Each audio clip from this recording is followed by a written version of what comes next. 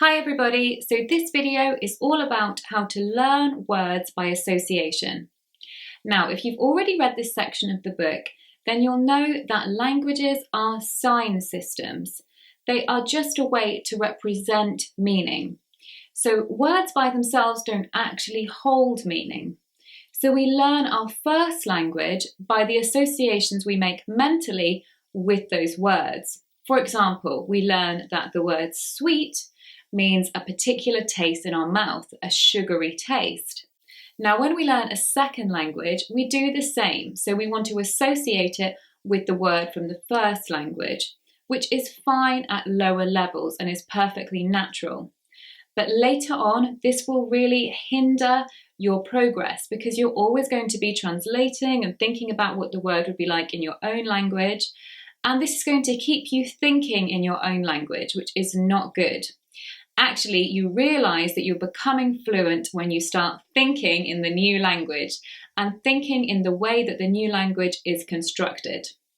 So what we want you to do is to learn words by association. So replace the need to attach it to the word from your first language, and you actually will attach it to something in English. So for example, other words like synonyms, or a smell, or a sound, or a mental image, or a funny picture, or by understanding that the word actually sounds like what it is.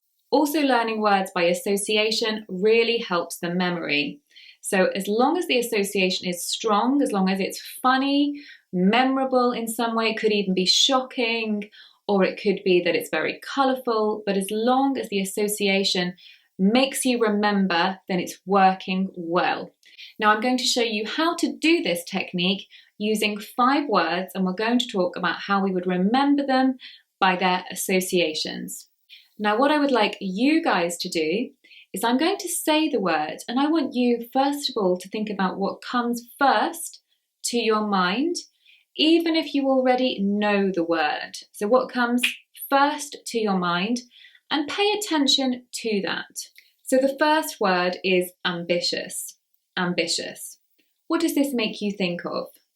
So for me, it makes me think of that emoji of the strong arm. Somebody who is very determined and strong and who is aiming high. I also get a mental picture of a ladder when I think of ambition, because of course people who are ambitious, they want to climb the career ladder. They want to go further in their career.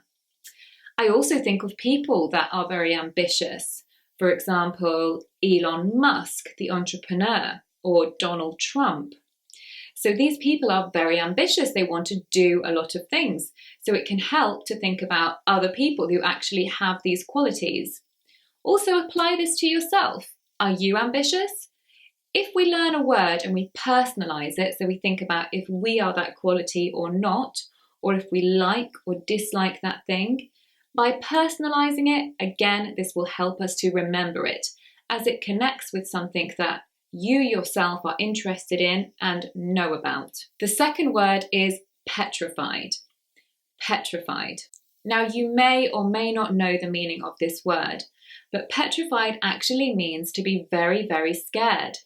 To be terrified, really. It can even mean to be so scared that you are frozen. You stay still because you are so scared, like many animals do when they are very, very afraid. Now, petrified actually sounds like terrified, so we know that it's in that language family. So that could easily help us connect it to that meaning. Also, mental pictures, now that we know what it means, could be somebody frozen with fear. You can think of a funny frozen face like that, very scared face. Also, I think of, and this always makes me remember this word, I think of the Chronicles of Narnia. I don't know if you've read this book or seen the film, but the Wicked Witch in it, she turns people to stone. And so they are frozen. And so of course, they are petrified into stillness. The next word is sizzle. Sizzle. And this is a great example of onomatopoeia. And I talk about this quite a lot in the book. Now, onomatopoeia is when a word actually sounds like what it is. So bang, pop, crash, smash. They actually sound like the meaning. They actually sound like the action that they are describing. So sizzle is the same. Sizzle means when something is cooking and it's making a kind of sound. For example, sausages or meat on a barbecue, or frying chips, for example. It's making a sound as it cooks. So this makes it very easy to remember, and onomatopoeic words are generally very easy to remember. If knowing the sound isn't enough, you could always think about the smell as well. Sizzle, the nice smell of delicious food cooking. That combination will definitely help you to remember the word. Number 4 is rant, to rant, which is a verb.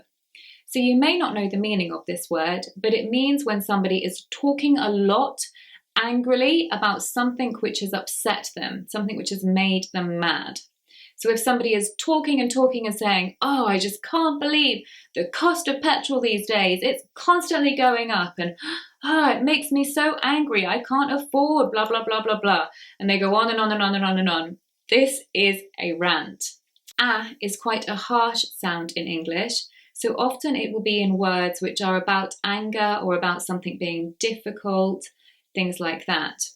For example, mad, anger, rant. They all have that ah sound. So to help you remember this, you could remember that fact, and you could also connect it to the word anger, rant. You might want to have the mental picture of somebody getting very angry and turning red and purple. This is definitely going to be an image that stays with you, as it's quite funny.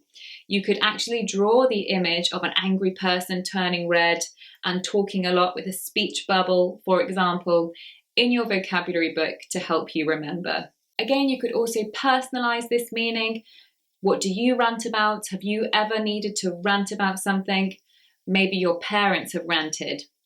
Number 5 is big-headed. Big-headed.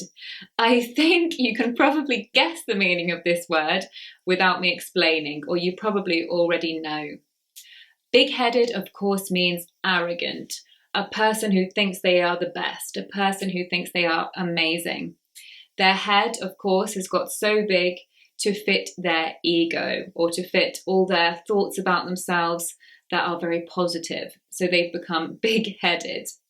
Now, when I think about this word, I often think of a person who has got an inflated head, or I think of people who I think have this arrogant quality, like Cristiano Ronaldo, some footballers, quite a lot of footballers, Donald Trump, people who I really think have got an ego.